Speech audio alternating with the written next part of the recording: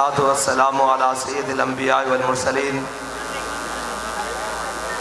इन तंसुरुल्लाह यंसुरकुम व युसब्बित अक़दामकुम सदक़ल्लाहुल अज़ीम व सदक़ रसूलुहुन नबियुल करीमुल अमीन इन्नल्लाह व मलाइकतहु युसल्लूना अलन नबी या अय्युहल्लज़ीना आमनू सल्लु अलैहि व सल्लिमू तस्लीमा अस्सलातु वस्सलामु अलैका या सय्यदी या रसूलल्लाह व अला आलिका व अस्हाबिका या सय्यदी या खातमन नबिय्यीन।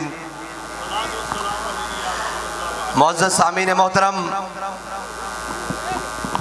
अहलियान बहावलपुर और सराइकी वसेब और मोहम्मद अरबी सल्लल्लाहु ताला अलैहि वसल्लम के ग़ुलामों, इकबाल ने कहा कि हर मुल्क मायस्त। आज पाकिस्तान तकरीबन अपनी उम्र के 76 साल मुकम्मल करने को है और पाकिस्तान के ऊपर कम्युनिज्म के नाम पर, सोशलिज्म के नाम पर, लिबरलिज्म के नाम पर, जमहूरियत नाम निहाद के नाम पर और सदारती नाम निहाद निज़ाम के नाम पर, मार्शल लॉ के नाम पर 76 साल इस पाकिस्तान को तकसीम दर तकसीम, टुकड़े दर टुकड़े इसका आइन, इसका निज़ाम तबाह करने की भरपूर कोशिश जारी रही और पाकिस्तान को 71 में आकर 2 लख्त भी कर दिया गया और पाकिस्तान जो सिक्योरिटी रिस्क के मामलात से गुजर रहा था, आज इन अय्याशों, बदमाशों और जनाब डाकुओं और गुंडागर्दों, सरदारों और जरदारों की वजह से आज पाकिस्तान मुआशी रिस्क और जनाब पॉलिसी रिस्क और हर वो चीज़ जो पाकिस्तान के अंदर इस टाइम तबाह हो चुकी है, पाकिस्तान का बुनियादी इंफ्रास्ट्रक्चर जो इन्होंने तबाह कर दिया है और इस निज़ाम ने गरीब का खून निचोड़ लिया है और पाकिस्तानी के लिए 2 वक्त का खाना भी मुश्किल कर दिया है। अब कौम जाग चुकी है। बाबुल इस्लाम सिंध से ये काफिला इश्क व मस्ती पाकिस्तान बचाओ मार्च के नाम से चला और कहने वालों ने कहा कि गर्मी बहुत है, हालात ऐसे नहीं हैं, वक्त नहीं है, अभी लोग आपके साथ कैसे चलेंगे। लेकिन वो धरती जिसको मोहम्मद बिन कासिम ने अपने पांव के नीचे रौंदा था और वो धरती जो एक बेटी के लिए फतह की गई थी और वो धरती जिसको एक बेटी की आवाज पर लब्बैक कहा गया था, उस धरती ने तहरीक लब्बैक को और उनके मोहम्मद बिन कासिम के वारसों को उस मोहब्बत से नवाजा है कि अब समा ये बता रहा है कि मोहम्मद अरबी का दीन तख्त पर आ रहा है।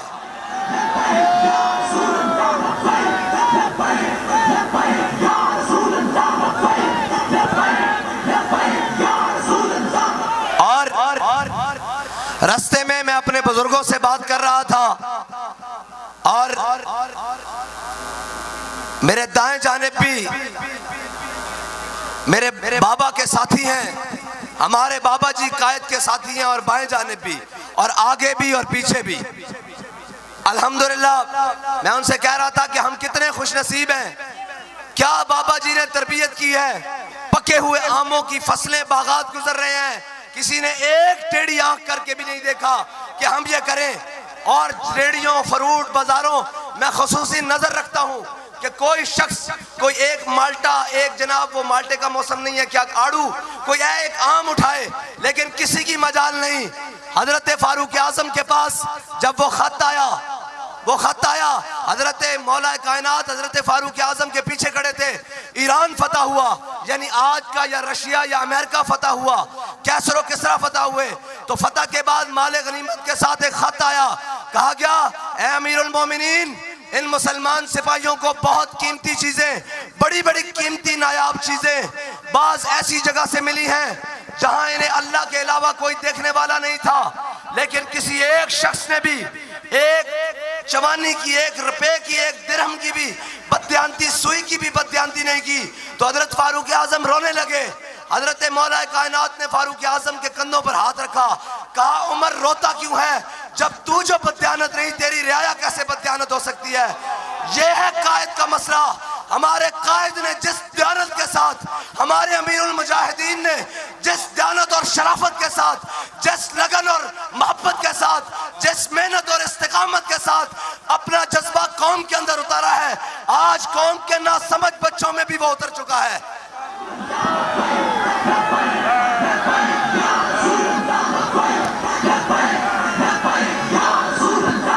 और तुम कहते हो एक शख्स क्या कर सकता है?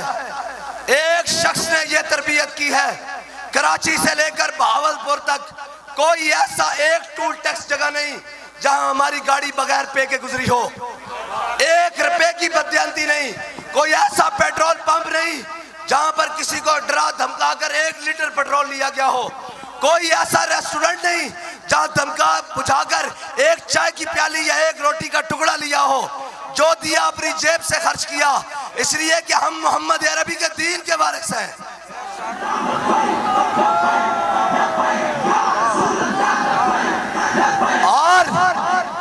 और अब तुम कहते हो कि भावलपुर में दाखिल नहीं हो सकते ये लोग। और चोरों और डाकुओं और कनालों के मोहल्लों में निजाम चलाने वालों, तुमसे डकैतियां तो रुकती नहीं। एक कंदकोट के अंदर सुबह शाम डकैत दंतराते फिर रहे हैं, हमारे लोगों के मोबाइल चोरी हो रहे हैं हजारों की तादाद में। ये तो तुम पकड़े नहीं जाते, तुम हमें रोकते हो। तुम हमें नहीं रोक सकते। वाशिंगटन से उठ के ओबामा भी आ जाए और जो बाइडेन भी आ जाए, उनको भी बुला लो, मोहम्मद अरबी का दीन रुकने वाला नहीं है।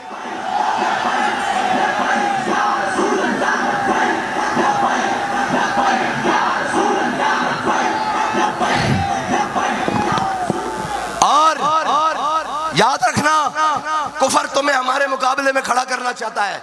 हम तुम्हें अपना मुकाबिल नहीं समझते। हम तुम्हें अपना जनाब सामने आने वाला नहीं समझते। तुमने भी सदके या रसूलुल्लाह की लोरियां ली है, तुमने भी कलमा पड़ा हुआ है, तुमने भी आइन पे हलफ उठाया हुआ है। तुम किस जुर्रत से हमें रोकते हो? वो कौन है जो कहता है इनको रोको? कौन है जो इस निजाम को आने से रोक रहा है? ये याद रखना, ये रुकने वाला नहीं है। ये तो सामने दरिया भी आ जाए, सामने समंदर भी आ जाए, तो इकबाल कहता है दश्त तो दश्त दरिया भी न छोड़े हमने, और बहरे जुलुमात में दौड़ा दिए घोड़े हमने। और इनके अंदर वो सॉफ्टवेयर जदीद दौर के नहीं है जो 4 दिन की जेल देखकर फिर रोने लग पड़े। जेल से सीधा निकले और प्रेस क्लब को जाएं। क्या होने जा रहा है? कह रहे हैं मैं सियासत से ब्रेक ले रहा हूं। हाँ, हम अगर ब्रेक लेते हैं तो सिर्फ इस बात की लेते हैं कि ताजदार खत्म नबूवत का नारा लगा है, अब लब्बैक का नारा लगाओ। हमारी ये ब्रेक है। अच्छा, लब्बैक का नारा लग गया है, जरा रुको, अब मन सब्बर अबीजन फक्तुलू का नारा लगाओ। अगर अच्छा ये लग गया है, अब रुको, अब पाकिस्तान का मतलब क्या, ला इलाहा इल्लल्लाह का नारा लगाओ। हमारी ब्रेकें इतनी हैं, बाकी हमारे अंदर ब्रेकें हैं ही नहीं।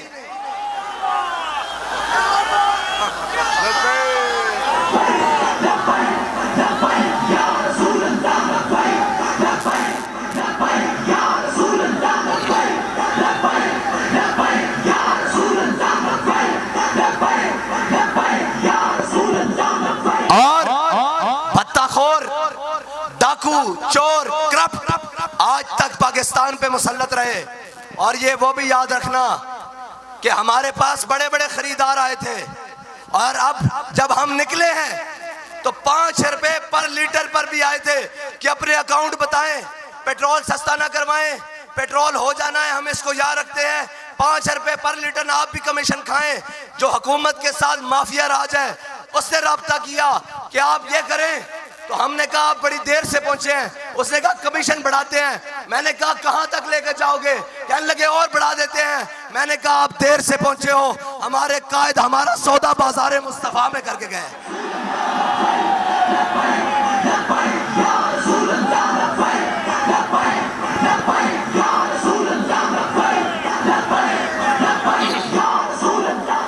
और रही बात मुनाफिकों की मलामत से हमें कोई परवाह नहीं। हाँ, मीडिया दिखाए ना दिखाए हमें कोई परवाह नहीं, कोई तारीफ करे ना करे हमें इससे भी कोई परवाह नहीं। लेकिन कौम तो मेरी है, मिल्लत तो मेरी है, माएँ तो मेरी हैं, बहनें तो मेरी हैं, मुल्क तो मेरा है, बावलपुर तो मेरा है, पंजाब तो मेरा है, सिंध तो मेरा है, सरहद तो मेरा है, खैबर पख्तूनख्वा तो मेरा है, कश्मीर तो मेरा है, फलस्तीन तो मेरा है और बलोचिस्तान तो मेरा है। मुझे कौन रोक सकता है कहीं जाने से?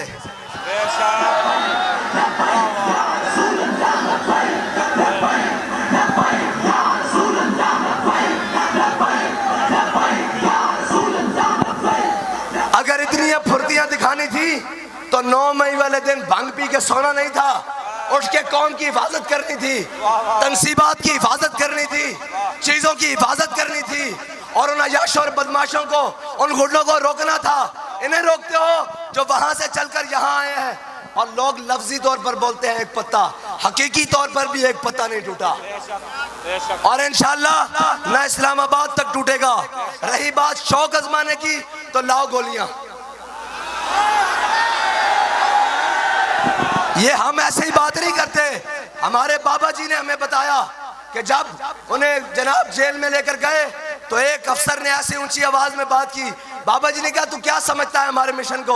उसने कहा ये चंद दिन की बात है, हमने बड़े बड़े लोग देखे। बाबा जी ने कहा जलिया छड़ ए कांस्टेबल को राइफल पकड़ ते मैनू गोली मार, मैं लब्बैक या रसूलुल्लाह दा नारा लावांगा। जे फकीर ने सीवी की थी तो मैं मुसलमान हूं।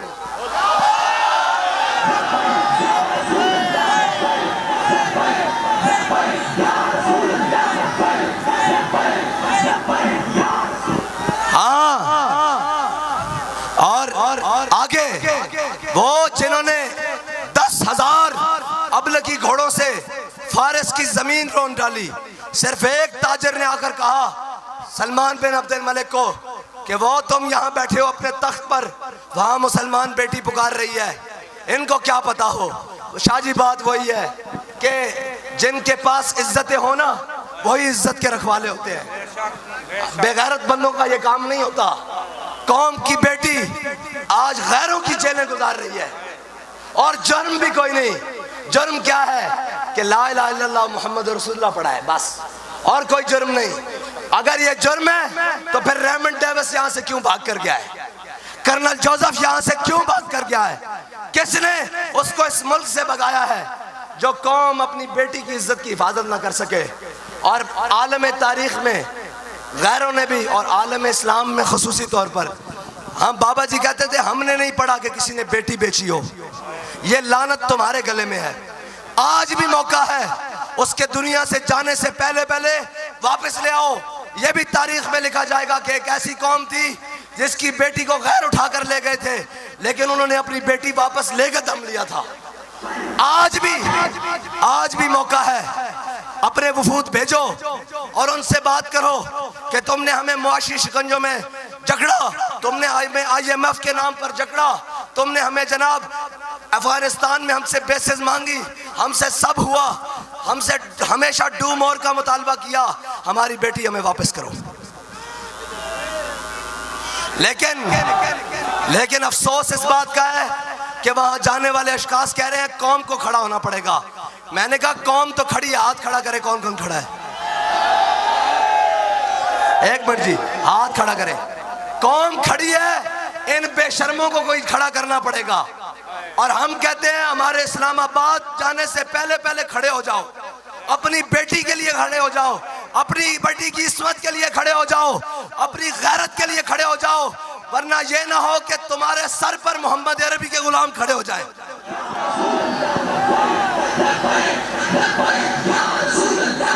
ऐसे नहीं भाई, ये तो डायरेक्ट ये तो हमारे भाई है ना, इनको गलत आर्डर देती हैं हुकूमतें और गलत बातें करते हैं। आप इनके बहकावे में ना आया करें, मेहरबानी है। शाह साहब तो बड़े आदमी हैं, बड़ी बात कर सकते हैं, मैं तो आपसे छोटा हूं, आपसे इतनी बात करता हूं कि ये जुल्म का निजाम नहीं रहना। हमेशा हर आर्डर भी मानने वाला नहीं होता।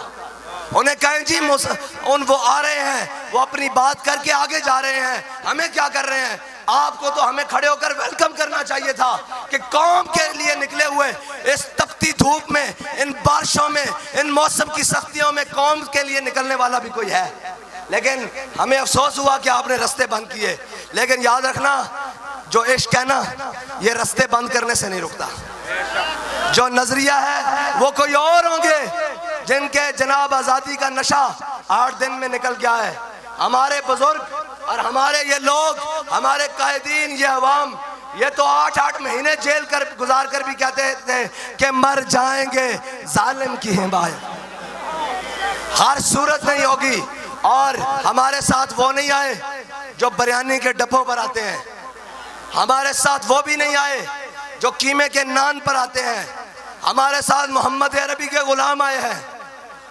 और ये वो लोग हैं, ये उनकी औलादे हैं जिन्होंने 1857 की जंग आज़ादी लड़ी है। ये वो उनकी औलादे हैं जिन्होंने 1947 में पाकिस्तान बनाते वक्त कायदे आज़म का साथ दिया है और कायदे आज़म के साथ खड़े होकर पाकिस्तान को बनाया है। और ये उनकी औलादे हैं और वो हैं जिन्होंने फैजाबाद के मकाम पर बाबा जी के साथ खड़े होकर खत्म नबूवत पे पहरा दिया है। और ये वो लोग हैं जिन्होंने वजीराबाद में जाकर पूरे आलम में कुफ्र को उल्टा करके रख दिया है। आपको कोई गलत फहमी है, आगे बढ़ते हैं, चलें। ये आपका रवैया था, हमारा रवैया ये है कि हमसे दुआएं लें, हमसे मोहब्बत लें। हम आपकी सलामती के लिए दुआ करते हैं। आप पर जब भी मुश्किल वक्त आएगा, मैं कसम उठाकर कहता हूं, ये सारे त्यारों में भाग जाएंगे, सिर्फ ये लब्बैक वाले रह जाएंगे बस।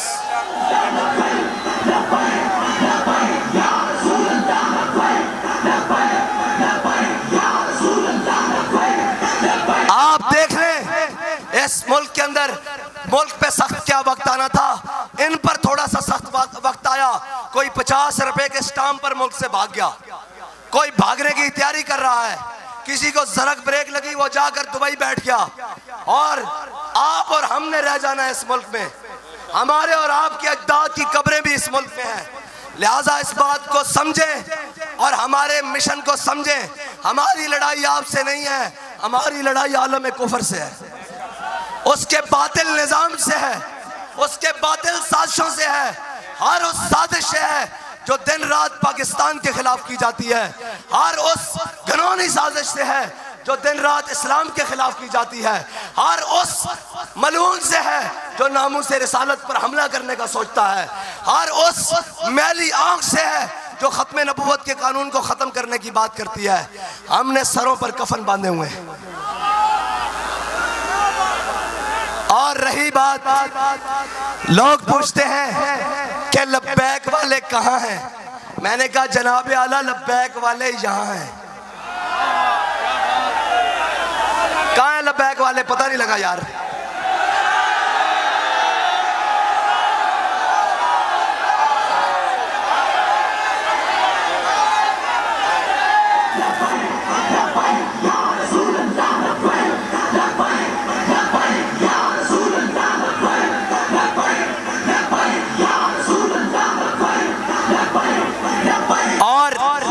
जो जहां से पूछेगा लब्बैक वाले कहाँ हैं, लब्बैक वाले उसके घर जाकर कहेंगे लब्बैक वाले यहाँ हैं।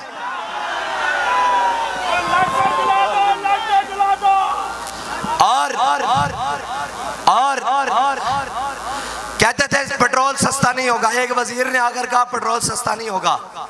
ये भी कोई हुकूमतें हैं यार, जो मुंह में आए, जिसके दिल में जो चाहे वो बके जाता है। एक कहता है सस्ता नहीं होगा, दूसरा कहता है हम 8 रुपए सस्ता कर रहे हैं। मैंने कहा आपको करना पड़ेगा, इसलिए कि ये डॉलर खाने वाले नहीं हैं, ये रियाल खाने वाले नहीं हैं, ये पाउंडों पे बिकने वाले नहीं हैं, ये ब्लू वीजों पर, ब्लू पासपोर्टों पर बिकने वाले नहीं हैं, ये शंजेन वीजों पर बिकने वाले नहीं हैं। ये मोहम्मद अरबी के वो गुलाम हैं। तुम कहते हो लब्बैक का नारा नहीं लगना।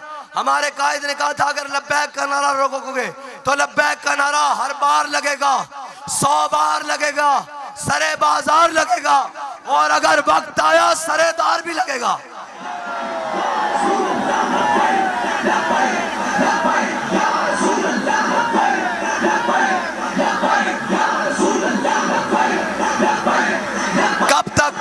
कब तक कौम रंगीनदारों का एक उठे थे हम सराकिस्तान सूबा बनाएंगे, लोगों को इकट्ठा किया और फिर निकल गए। इनके अपने फैसले हैं ही नहीं, ये तो बैनुल अक़वामी साजिशों का शिकार होकर कभी इधर कभी उधर। वो शाहजी पढ़ा करते थे, अजब लेवनिया ना यारी पै गई है, हर मोड़ त्या दिन शह लै दे, कदी ऐ लै दे, कदी ऐ लै दे, कदी ऐ लै दे। हाँ, ये कभी कहते हैं हमें एवन फील्ड ले दो, कभी कहते हैं लंदन अपार्टमेंट ले दो, कभी कहते हैं अयान अली के जरिए मनी लॉन्ड्री करवा दो। हमारे ऐसे कोई कारोबार नहीं है। हम मोहम्मद अरबी के वो फकीर हैं, अगर चटाई मिल जाए उस पर भी सो जाते हैं, बिस्तर मिल जाए उस पर भी सो जाते हैं, पीसी होटल आ जाए उसमें भी सो जाते हैं। परवाह हमें किसी चीज की नहीं। हमें परवाह है तो एक बात की है कि रहेगा यूं ही, रहेगा यूं ही। और हम अपने साथ वो बंदे नहीं लेकर आए जो किसी की धमकी और किसी के डराव से और किसी से जनाब डर जाएं। हम अपने साथ वो बंदे लेकर आए हैं जिनके बारे में बाबा जी कहते थे, ये सफर है कुएं जाना, यहाँ कदम कदम बलाएं। ये अभी छोटी सी बला आई थी, खैर टल तो गई। ये सफर है कुएं जाना, यहाँ कदम कदम बलाएं, जिन्हें जिंदगी हो प्यारी वो यहीं से लौट जाए। और अगर लौटने वाले होते, कसम से सिंध की गर्मी में ये लौट जाते। जो कराची से चले, हैदराबाद से चले, लड़काने से चले, मीरपुर खास से चले, उन सब की वो तो उनके साथ मैं बात लाहौर या इस्लामाबाद जाकर करूंगा ना कि उनका मकाम क्या है इंशाल्लाह। और मैं बताऊंगा कि किस किस इस्तिकबाल और कहां कहां कितने इस्तिकबाल हुए, कितने शहर फिरे। और इकबाल कहता है महफिल कौनो मकाम है, सहरो शाम फिरे। ये है सहरो शाम फिरने वाले, जिनके बारे में इकबाल ने कहा था कि महफिल कौनो मकाम है, सहरो शाम फिरे, लेके मैं तौहीद सिफत जाम फिरे। कोह में दश्त में लेके तेरा नाम फिरे, और तुझको मालूम है कभी नाकाम फिरे। हाँ, ये मोहम्मद अरबी के गुलाम है। और मता कोई समझे कि ये धमकियों से, इन गिदड़ भबकियों से, ना ना ना ना ना। हमारे कायद ने हमें बताया है, लबे बाम भी पुकारा, सरेदार भी सदा दी, मैं कहां कहां पहुंचा तेरी दीद की लगन में। अच्छा जी, वो लोग हाथ खड़ा करें कि सख्ती हो गई, जो कुछ मर्जी होगा, जो घर वापस नहीं जाएंगे। बस हाथ इधर ही रखने हैं। ये तस्वीर जनाब आला की टेबल तक पहुंचा दी जाए। बहुत शुक्रिया।